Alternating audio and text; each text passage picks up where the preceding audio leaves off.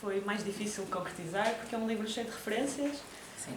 Todas essas referências muito bem embasadas. Nota-se que tu fizeste um trabalho de pesquisa, de solidificação dessas propostas. O que é que foi o maior desafio? Ora bem, o maior desafio na escrita para mim foi não ser tão técnica a escrever, ou seja, como o meu meio é muito ligado à escrita de argumento, que eu tive escrita criativa, os diálogos saíram muito naturalmente para todas as personagens, mas depois a vertente da descrição dos locais, das próprias personagens, eu sentia às vezes que estava a ser demasiado técnica, muito argumento. Pessoas X anos, não sei o que mais. Portanto, foi uma dificuldade para mim limar isso, digamos assim. Daí eu recorri muito, lá está, à pintura para me ajudar com isso, porque à medida que ia desenhando, ia pintando, ia construindo as personagens, ia criando cada detalhe e depois era mais fácil de transpor para texto.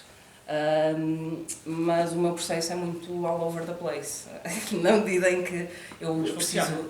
Funciona lindamente, está aqui a prova. Sim, eu faço sempre um primeiro esqueleto em que preciso ter as conversas principais com os personagens, e depois, quando acaba o esqueleto, é que crio o livro em si, ou seja, vou construindo o mundo à volta. Sim. Tanto que lá está, eu inicialmente era para escrever esta história. O lançamento. Sim, era para apresentar esta história, não no futuro, mas no passado, ou seja, numa realidade também um pouco não tão saudável, digamos assim, mas que decorresse no passado. Só que não me senti minimamente confortável a explorar o passado. Só o futuro fazia mais sentido de pegar certas temáticas atuais, desde questões, eu não sei se devo dizer por causa dos spoilers, mas questões como a maternidade, aborto, a eutanásia, coisas assim. Mesmo as questões de saúde mental, a forma como lidar com o mundo. Sim. Explorar neste livro. Sim, exatamente, mas queria fazê-lo de forma a que as pessoas conseguissem perceber ok, isto é passível de acontecer no futuro, mas também agora, não é? Eu consigo me relacionar de alguma forma. Porque lá está, é engraçado porque eu senti-me muito confortável a escrever no passado quando foi para o conto, agora também. Isso também está a ser difícil de gerir este lançamento e o lançamento do outro livro dos vampiros com o conto. Aí eu senti-me confortável, porque estava a explorar um mundo que já existe, que é um mundo da mitologia dos vampiros, mas em criar um mundo novo no passado não me senti nada confortável, então passei tudo para o futuro. Mas também a ideia deste futuro distópico, eu acho que de alguma forma tem muitas ligações aos teus gostos pessoais e aos assuntos que tu gostas de falar e de investigar. Por isso é que eu dizia há pouco que se nota muito a tua personalidade neste livro. Eu acho isso que é um detalhe absolutamente fantástico. Ainda bem, contente. E agora, do lado positivo, o que é que foi a parte mais satisfatória de produzir o teu primeiro livro?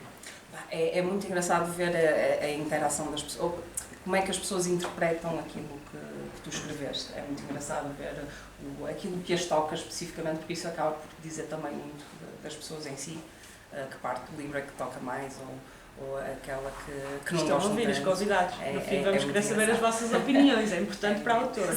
Não, porque é bonito, acho bonito. Apesar de às vezes fazem mais vezes algumas perguntas que é dizer, ok, eu percebo que tu tenhas interpretado isso, mas não é nada por aí. Mas é engraçado, gosto desse processo. Em termos da escrita, gosto muito da vertente dos diálogos, de criar diálogos, de criar interação com personagens e criar personagens que tenham um bom arco em termos de se calhar ter uma atitude um bocado desprezível no início, em que não empatizas muito e depois fazer aquele arco à Zuko, não é? A Zuko de Last Airbender, que faz muito, pronto, tem esse arco da personagem. Mas é das minhas partes preferidas, é explorar cada uma das personagens. Depois é engraçado porque à medida que tu vais definindo as características de cada uma em termos de personalidade, elas próprias te vão mostrando, entre aspas, por onde é que vão. Porque começas a escrever e pá, isto não faz sentido, esta personagem nunca diria isto, ou nunca faria isto. Claro, vais criando uma relação com elas e elas acabam a falar um pouco consigo também. Sim, é uma coisa muito estranha. É um processo muito estranho, mas é engraçado, sim. E já que falas de personagens, no decorrer do processo, vão-se criando aproximações entre ti, a autora, portanto, que idealizaste a personagem, e certas personagens, e por outro lado, resistências? Ou seja, vais-te aproximando mais de certas personagens à medida que vais escrevendo e afastando de outras? Ou seja, que isso não é um processo que aconteça? Sim, acontece de certa forma, sim. Há personagens em que eu vejo, ok, acho que não vale a pena explorar mais. Acho que esta personagem já fez o que tinha a fazer pela história. Não vale a pena aqui estar a tentar esticá-lo, estar a dar aqui qualidades ou defeitos que depois a pessoa não se vai relacionar. Das principais. Ou seja, se começas a desenhar uma principal e estás super ligada a essa personagem, reveste-imenso nela, ou até tens alguma ligação emocional, depois mais para o fim da história, pelo arco que ela desenvolve, acabas por te afastar. Alguma coisa assim? Acho que não, porque as minhas personagens principais, por norma, tenho um grande carinho por elas. a não ser lá estar no conto, isso acontece um bocado. Mas aqui neste livro, não.